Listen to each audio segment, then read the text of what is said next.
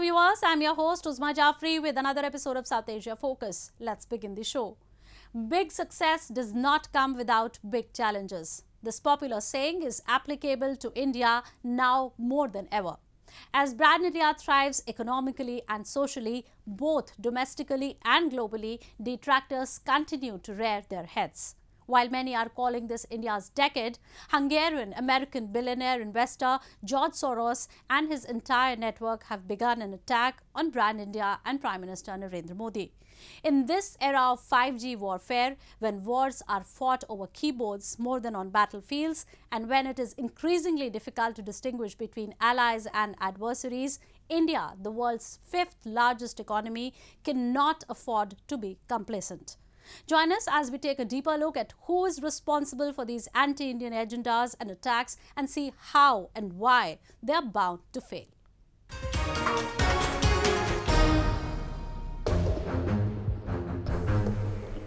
"92-year-old George Soros is not simply an old, opinionated billionaire. For decades, he has spent billions attempting to control the global political landscape.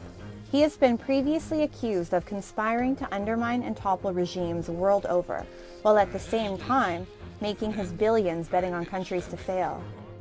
In his recent comments at the Munich Security Conference, Soros said that India is a democracy, but its leader, Narendra Modi, is no Democrat.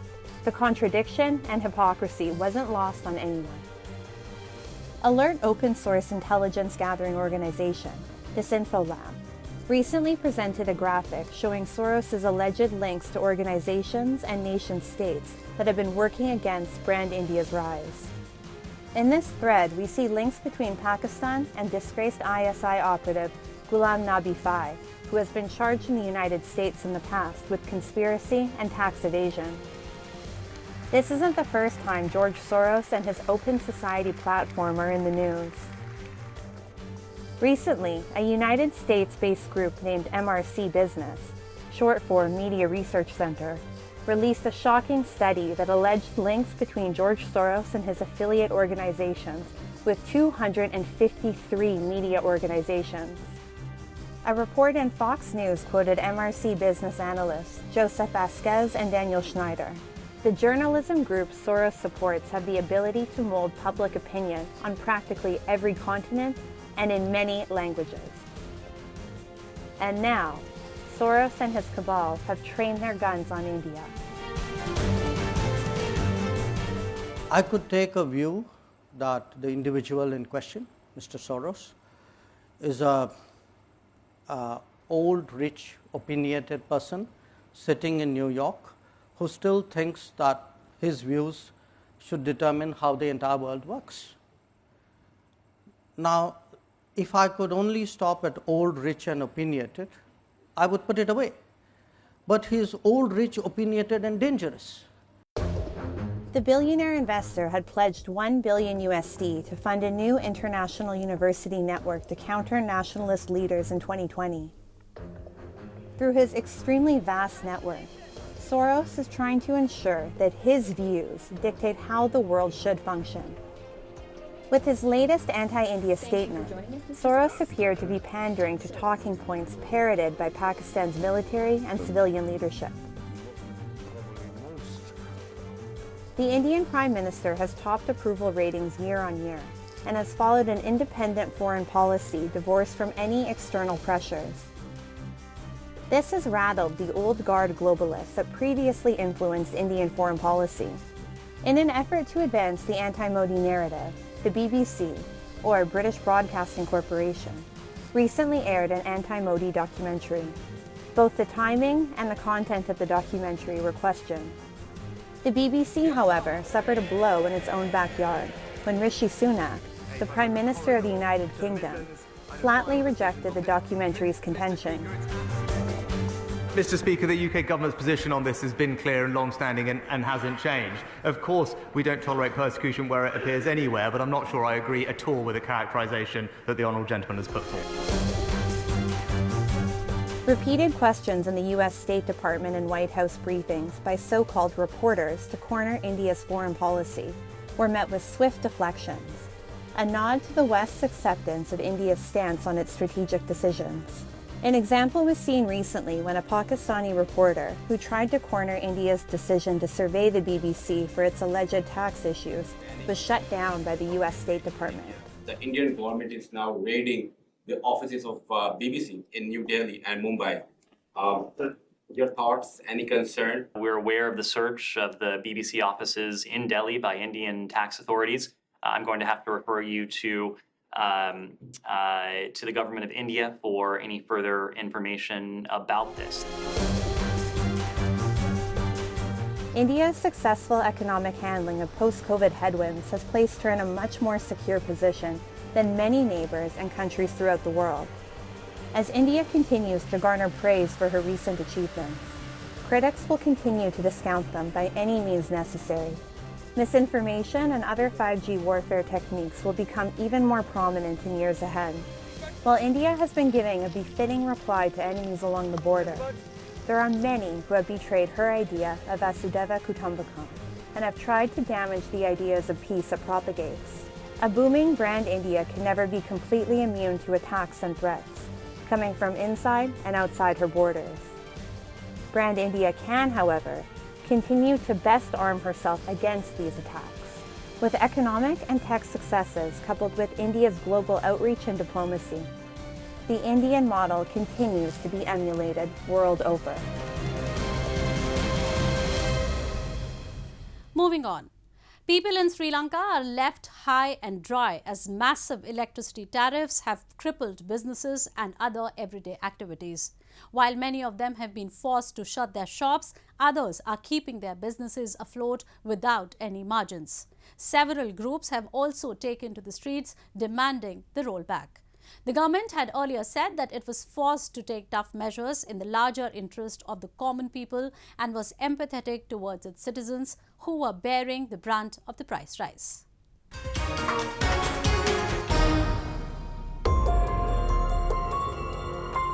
Wishbakers has been providing Colombo residents with bread, buns and other baked delicacies for the past 25 years. The greatest economic crisis the nation has seen in decades has caused customers to tighten their purse strings. The new electricity rate increase that was announced last week has made business even more challenging. Sanjula Pieris, the 23-year-old proprietor, claims that legacy and history rather than current profits are what keep the company afloat. අවුරුදු 5කට පස්සේ ගිහිල්ලා බැලුවොත් එහෙම දැන්ට අපේ sale එක සාමාන්‍යයෙන් 150කින් විතර අඩු වෙලා තියෙනවා. සේවක ප්‍රමාණයත් වැඩ කරන ප්‍රමාණය 150කින් විතර අඩු වෙලා තියෙනවා. ඒකට එක හේතුවක් තමයි දැන් තියෙන බඩු මිලත් එක්ක කරන්ට් බිලත් එක්ක වියදම් ඔක්කොම වැඩි වෙලා තියෙනවා. අපිට නිෂ්පාදනය අපිට කරන්න පුළුවන් වුණත් ගන්න අපිට පාරිභෝගිකව අඩු වෙලා තියෙනවා. එකක් ඒ මිනිසුන් අතේ සල්ලි නැහැ අපිට බලන් විකුණන්නත් බෑ. Pierre's father founded the modest family-owned bakery firm nearly 3 decades ago. It now makes 300 loaves daily. It has 60 staff, 15 locations and has already increased the cost of its goods by a factor of 2 since the middle of last year when the country's economic crisis was at its worst. Pierre's claimed that because they could not afford to hike prices more out of concern for losing more clients, the bakery was forced to bear the pain by firing employees and cutting expenses everywhere they could. The government increased electricity costs by 75% last year before announcing the 66% rise last Thursday. The government is hoping that this action will convince the IMF to offer a bailout. දැන් සාපේක්ෂව බැලුවොත් එම දැන් ලැබෙන ආදායමෙන් පඩිනඩි ගෙවාගෙන ඒ තියෙන loan leasing ඒවා ගෙවාගෙන ගියාට පස්සේ තියෙන සුළු ප්‍රමාණික ලාභයක්. මේක අවුරුදු 25කට වැඩි ප්‍රමාණයක් කරගෙන ආව නිසා පවත්වගෙන යනවා මිස ඇති ලාභ අඩුයි. විදුලි බිල ගැන කතා කරොත් එහෙම සැරින් සැරේ විදුලි කප්පාදු නිසා අපේ වැඩ ඔක්කොම ඇන හිටලා තියෙනවා. අපිට ඒ ජෙනි දාන්න අපිට ඩීසල් අවශ්‍ය වෙලා තියෙනවා. ඒ විදිහට නිසි විදිහට ඩීසල් ගන්න අපිට QR ක්‍රමයක්වත් ෂෙඩ් වලින් ඒ අවශ්‍ය විදිහට ගන්න ක්‍රමයක් නැහැ අපිට තාම. Pearies is not alone. Sri Lanka's 5,000 odd bakeries, which employ about 2 lakh people, have been badly hit, with many finding it difficult to repay loans after the central bank was forced to increase interest rates to record highs last year. Meanwhile, thousands of demonstrators gathered in Sri Lanka to call on the government to refrain from enacting significant tax and electricity bill increases. The protesters, who represented a variety of professions, blocked a busy street close to a railway station and shouted many slogans. Chandatha Ilang Singha, a spokesman for the University Teachers Association, issued a strike warning for March if their concerns were not resolved. South Asia, which is experiencing a crisis, will need to raise taxes in order to boost government revenue from 8.3% of GDP in 2022 to 11.3% of GDP this year. Moving on. Afghanistan continues to remain in a state of general lawlessness, instability, and remains rampant with human rights abuses as a result of the Taliban's brutal rule. Afghans have been forced to flee the country. However, for many lucky to have escaped and received asylum on foreign soil, challenges persist. From mistreatment to forceful deportation, Afghan migrants continue to face many obstacles and limitations.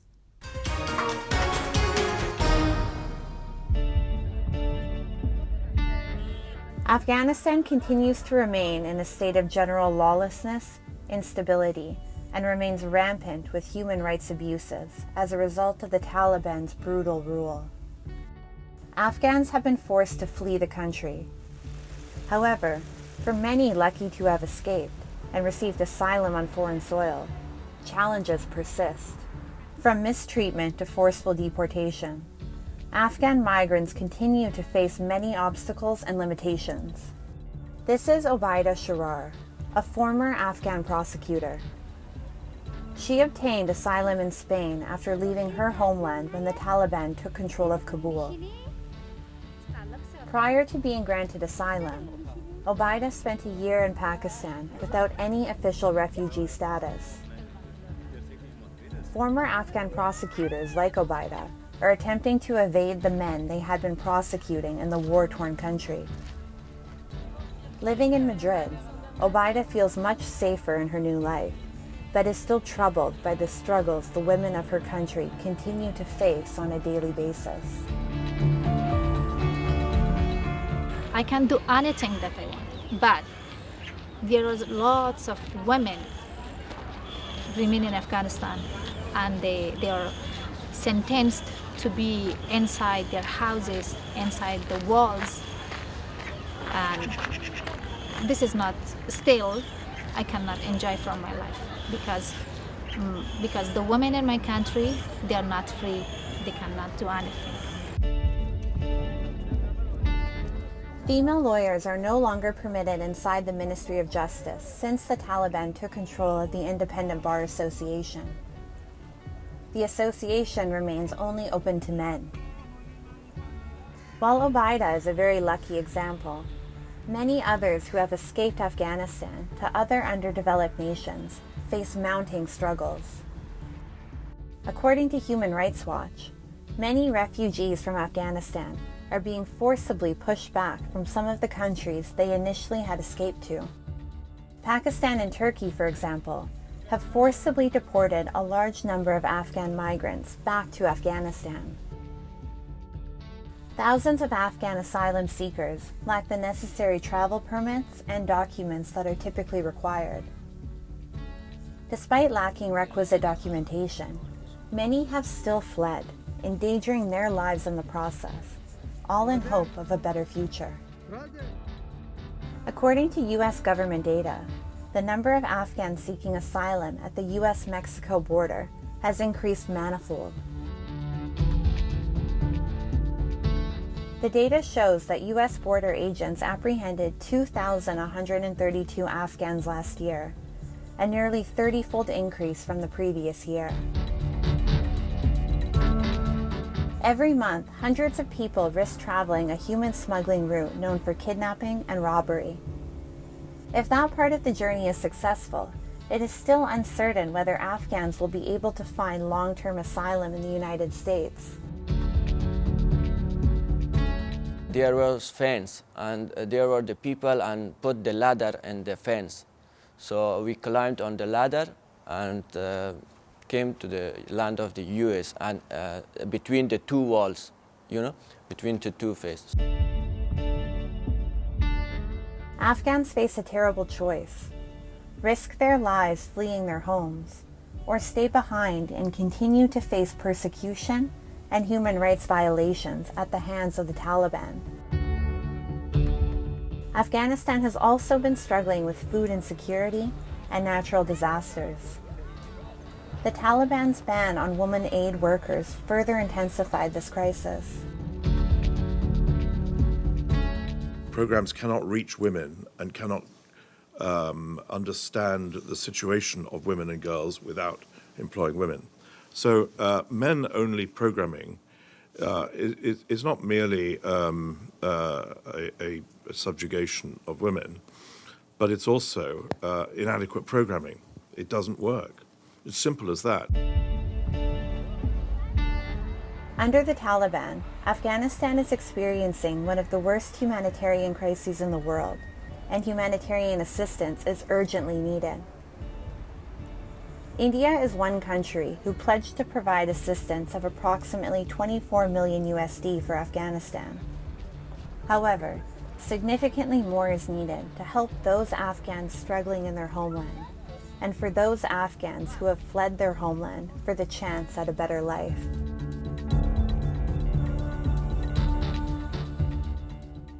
Time now for Asia This Week, the stories from across the continent.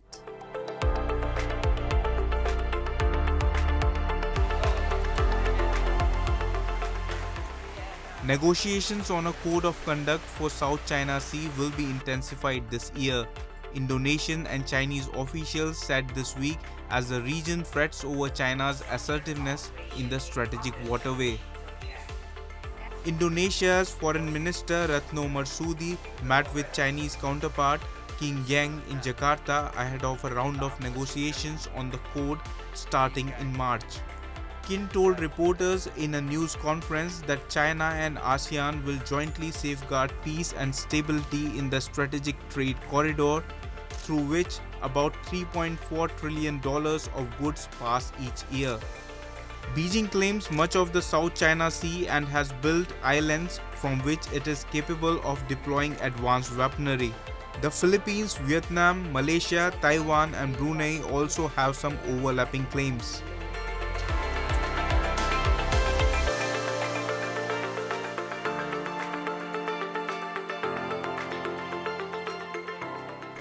Washoku, a traditional dietary culture in Japanese, is also registered as a UNESCO Intangible Cultural Heritage. A number of seasonal dishes are prepared using Japanese ingredients, which is a tradition among the artisan chefs. A training program was conducted at a Washoku restaurant in Kyoto recently with the support of the Ministry of Agriculture, Forestry and Fisheries of Japan to develop foreign human resources. As many as 12 chefs were trained for 10 days. At the training report presentation, each chef announced what they have experienced during the training. The local products are very important in Japanese cuisine, but I didn't know that so much, and the highest quality of these products are so on very high quality. These young chefs know the complexity and flavors of Japanese ingredients, and these training programs will help promote Washoku all over the world.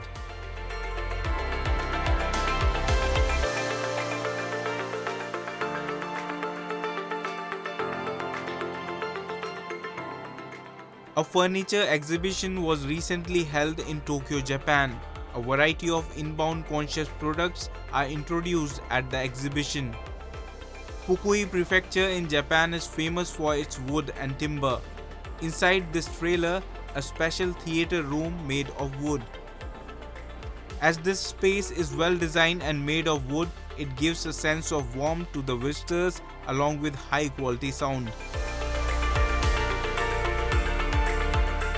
福井県杉の木がたくさんありまして、その木を利用してその木でできることということで、その木で作ったいろんな製品を販売するということで今回参加させていただいております。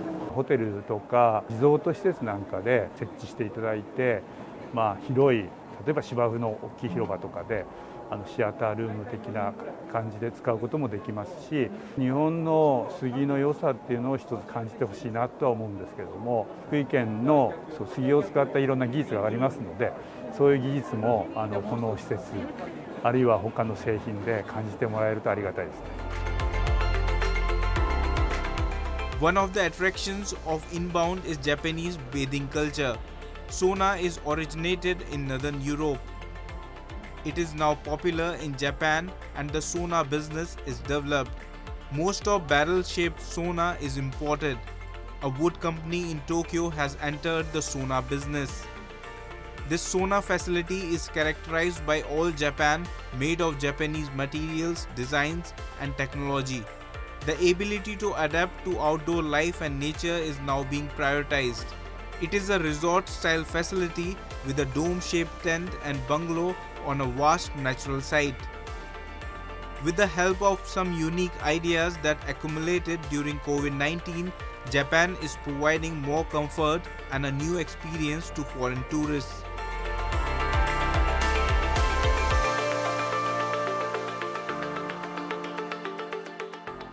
Now we take you on a ride to Dharamshala in northern India's Himachal Pradesh, where people gathered in huge numbers to mark the Buddhist festival of Losar, a celebration that is believed to wipe out negativity and bring prosperity. These Tibetan monks are slowly chanting hymns to attain transcendental wisdom. Filling the temple with magnificent energy, the sound of traditional trumpets convoyed with hand cymbals played by the monks are pouring vehemence in the air. These mesmerizing visuals are of recently held Tibetan's festival of Losar, which is celebrated mainly in the Himachal Pradesh. On the occasion, cultural events were held in different parts of the state to celebrate the festival. In several Tibetan religious places, the bells were heard ringing as punctuation notes for the chanters, taking devotees on self-introspection voyage. Eventually, their prayer resumed in a vivid wave of spirituality until all the instruments sounded in accord. Today is our third day of New Year. So every year on the third day we are coming here and we are burning this incense and we are praying for His Holiness the Dalai Lama long life, and we are celebrating by dancing. Marking the significance of the new year, Losar is celebrated in different corners of India where Tibetans are settled. One such place is Bodh Gaya in Bihar, where Tibetan monks offered prayers at the Mahabodhi temple on this auspicious occasion. People attired in colourful dress performed cham, a style of dance which narrates a story of the death of the cruel Tibetan king Leng Dharma, symbolizing the ultimate triumph of good over evil.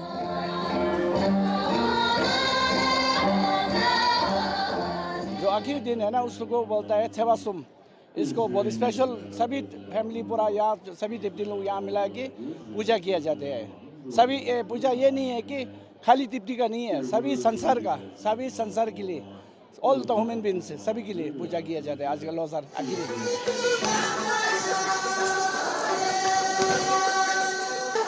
Losar has been celebrated in Tibet for over 1,000 years. Tibetans brought this culture to India, and today it is seen as a landmark for spiritual growth.